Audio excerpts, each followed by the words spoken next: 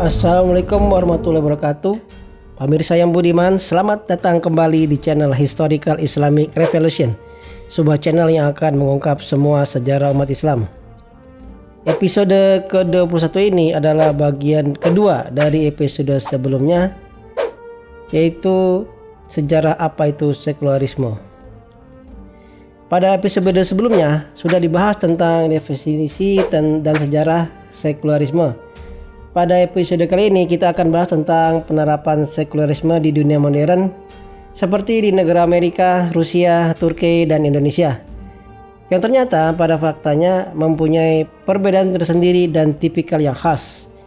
Namun karena panjangnya pembahasan, maka episode ini hanya membahas sekularisme di Eropa dan Rusia, sedangkan sekularisme Amerika, Turki, dan Indonesia akan dibahas pada episode bagian ketiga.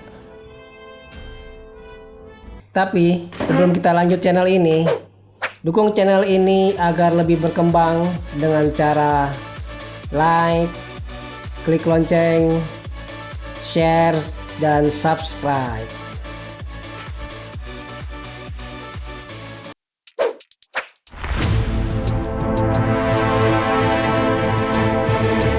Dari episode sebelumnya dapat ditarik kesimpulan bahwa sekularisme itu merupakan produk sejarah. Dalam artian bahwa sekularisme itu timbul karena hubungan sebab akibat dalam sejarah. Sekularisme itu pada sejarahnya adalah perlawanan terhadap sistem teokrasi ala gereja, monarki absolut, dan feodalisme. Jadi sekularisme bukan muncul dari ruang hampa tanpa ada sebab yang menjadi backgroundnya. Sekularisme timbul karena lembaga keagamaan seperti gereja dan lembaga negara, yaitu raja, berlaku kejam, menindas, tidak adil, berpoya-poya di atas kemiskinan rakyat, dan memanipulasi ajaran wahyu Tuhan. Jikalah gereja dan kaum aristokrat berlaku adil, melayani, dan melindungi, maka revolusi Prancis tak akan muncul dan tak akan pernah ada. Jika gereja dan aristokrat berlaku adil, maka wajah dunia Eropa tidak akan seperti sekarang yang sekuler dan demokrasi. Dan mungkin Eropa akan tetap berwajah teokrasi dan monarki seperti abad pertengahan. Sekularisme yang muncul setelah revolusi Prancis pada dasarnya adalah trauma masyarakat barat pada dominasi dan hegemoni kekuasaan agama Kristen dan sistem monarki yang absolut dan feodal.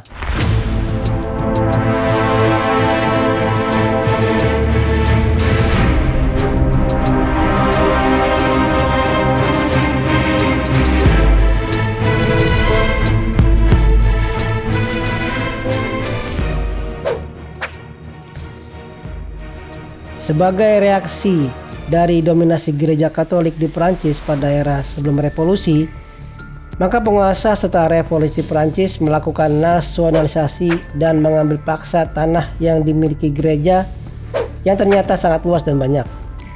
Tidak sampai di situ saja, penguasa revolusi mendepak gereja, menghancurkan dan mengalihfungsikan biara-biara, mengasingkan 30.000 pendeta, dan membunuh ratusan orang sebagai bagian dari dekristenisasi Perancis. Di kota Vendée, kaum anti-revolusi bangkit melawan kaum revolusioner untuk melindungi gereja dan kaum agamawan dari teror kaum revolusioner.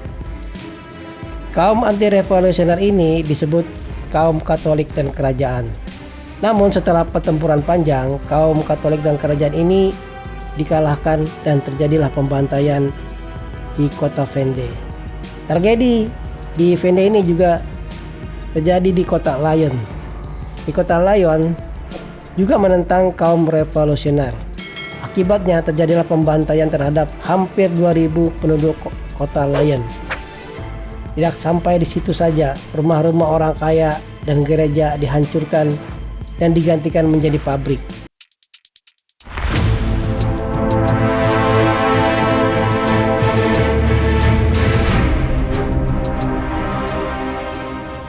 Penguasa revolusi Prancis juga membuat kebijakan radikal terhadap eksistensi kaum aristokrat di Prancis.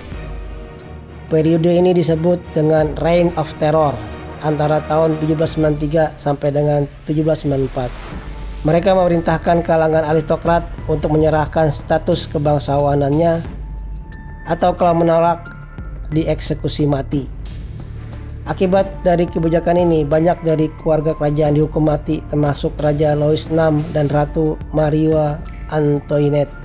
Bahkan lebih jauh itu, dilansir dari Alpha History, kaum revolusioner akan menuding sebagai musuh kebebasan kepada rakyat yang memiliki perilaku dan gaya bicara yang mendukung monarki. Akibatnya, pada Juni 1794, penjara-penjara di Prancis, terutama di Paris, penuh sesak dan eksekusi mati per hari meningkat drastis. Padahal kebanyakan yang terbunuh adalah rakyat tak bersalah. Kekacauan di Prancis memuncak di tahun 1792 hingga terjadi pemberontakan antara kaum revolusioner dengan kaum kontra-revolusioner yang menurut Britannica memakan korban sekitar 1.000 orang.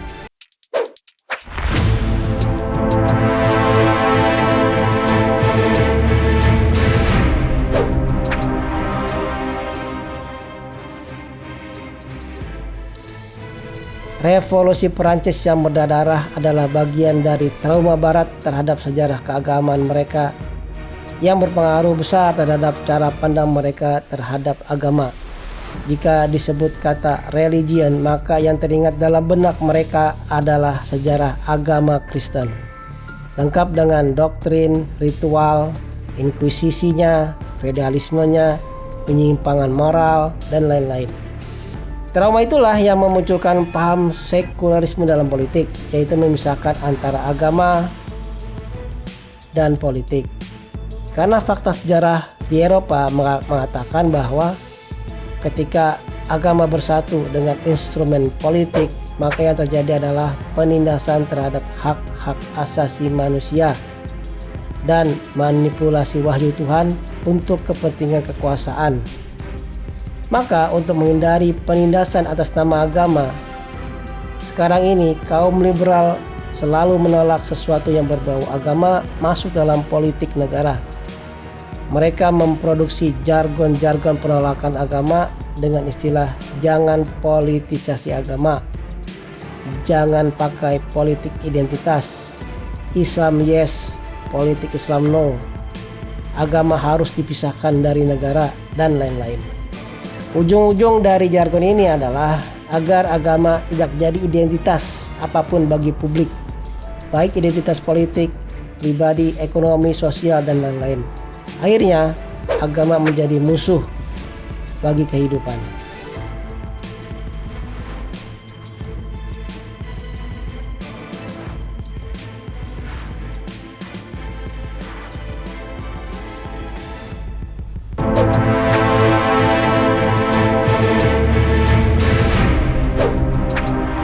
Tapi yang harus dipahami lebih lanjut adalah bahwa konsep sekularisme ini khas muncul dalam kultur dan peradaban sejarah Eropa yang teokrasi, monarki absolut, dan feodal. Adalah salah kaprah jika trauma sejarah Eropa ini digeneralisir ke seluruh ajaran agama dan ke seluruh bangsa termasuk agama Islam dan Asia. Karena dalam sejarahnya, kultur dan peradaban Islam sangat berbeda dengan kultur Eropa Kristen. Peradaban Islam tidak mengenal institusi politik dan agama yang powerful yang mengatasnamakan agama seperti gereja. Islam hanya mengenal satu institusi politik, yaitu kekhalifahan. Ada juga lembaga lain, yaitu lembaga mazhab. Tapi ini jauh berbeda dengan institusi gereja di Eropa yang merupakan institusi politik sekaligus keagamaan dan terorganisir. Mazhab ini hanya lembaga pemikiran tentang bagaimana mempraktekkan hukum Islam di tengah masyarakat yang berkembang mazhab menghasilkan semacam metodologi untuk merumuskan hukum di tengah masyarakat yang berkembang dari zaman ke zaman. Mazhab itu sebenarnya ada puluhan, namun yang eksis sampai hari ini di dunia Islam adalah 4 mazhab, yaitu mazhab Hanafi, Maliki, Syafi'i, dan Hambali. Berbeda dengan gereja, para pendiri mazhab itu tidak pernah punya kekuasaan dalam negara. Bahkan pendiri mazhab itu rata-rata beroposisi dengan kekuasaan pada saat mereka hidup. Mereka tidak pernah dikooptasi oleh kekuasaan. Mereka kemudian menjadi obor moral, keimanan, dan bahkan dalam berbagai permasalahan sosial, ekonomi, politik bagi masyarakat Islam dari zaman ke zaman. Dan tidak bisa dipungkiri bahwa tegaknya kekhalifahan Islam selama hampir 1300 tahun adalah karena peran ulama mazhab ini.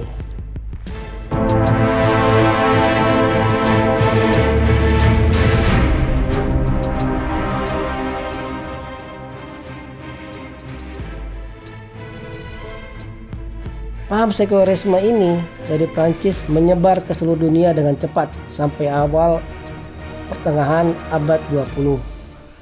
Sebelum revolusi Prancis, dunia masih dikuasai oleh negara-negara yang berlandaskan agama.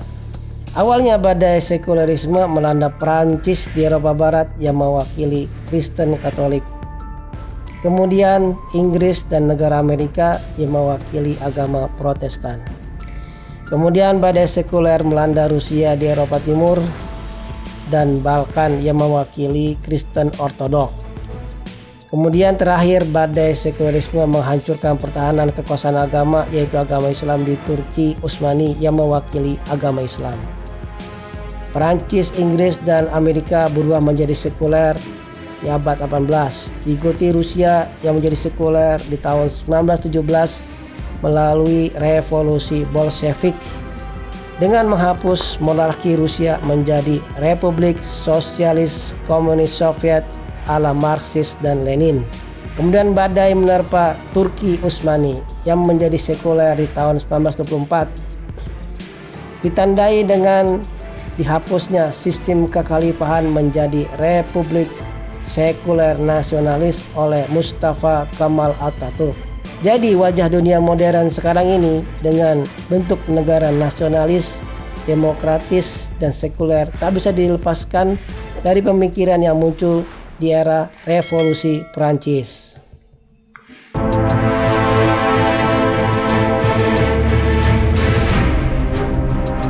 Sekularisme Rusia. Sekularisme Rusia berbeda dengan sekularisme yang muncul di Prancis. Di Rusia, sekularisme disebut sebagai sekularisme radikal. Mengapa disebut radikal? Amin Rais membagi sekularisme menjadi dua, yaitu sekularisme moderat dan sekularisme radikal. Sekularisme moderat yang terjadi di Prancis, Inggris, dan Amerika.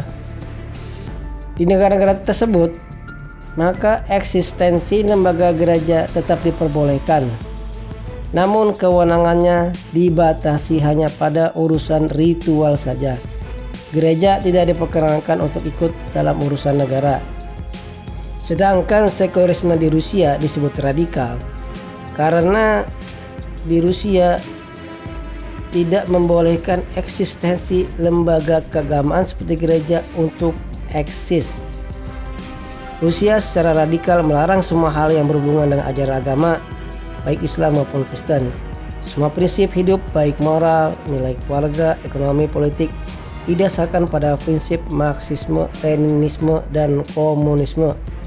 Jadi komunisme adalah bagian dari ide sekularisme yang paling radikal. Sebelum revolusi Bolshevik di tahun 1917, terdapat 54.000 gereja dan 1.000 biara. Namun di tahun 1980-an hanya sekitar 6.000 gereja dan 15 biara. Gereja dan biara itu diubah fungsi menjadi museum, gudang penyimpanan hasil pertanian, para tentara, dan lain-lain. Pada tahun 1930, atas nama otoritas di kota Kasimov, Mereka melarang membunyikan lonceng gereja kebangkitan Kristus dan Michael sang malaikat. Alasannya karena bunyi gereja dianggap mengganggu situasi belajar mengajar di lembaga pendidikan setempat. Ini jadi mirip kejadian di Indonesia. Apakah memang ada hubungannya? Entahlah. Sebenarnya komunisme di Rusia adalah kritikan dan perlawanan terhadap ide sekularisme moderat di Prancis dan Inggris yang melahirkan paham liberalisme dan kapitalisme. Komunisme menolak adanya kepemilikan mutlak bagi semua orang seperti yang dianut oleh kaum liberal dan kapitalis. Komunis mencetuskan ide negara tanpa kepemilikan dan ketaatan mutlak pada satu partai. Konsep negara tanpa kepemilikan ini adalah konsep dari Karl Marx dan Lenin yang bercita-cita mewujudkan apa yang disebut masyarakat sosialis atau masyarakat komunis, yaitu di mana masyarakat komunis adalah masyarakat tanpa kepemilikan dan kepemilikan diserahkan kepada negara. Untuk memahami ide Karl Marx ini, Anda cukup ingat lagu John Lennon, yaitu Imagine. Lagu Imagine ini terinspirasi dari ide pemikiran Karl Marx. Perhatikanlah kata-kata no possession, no country, no heaven, no hell.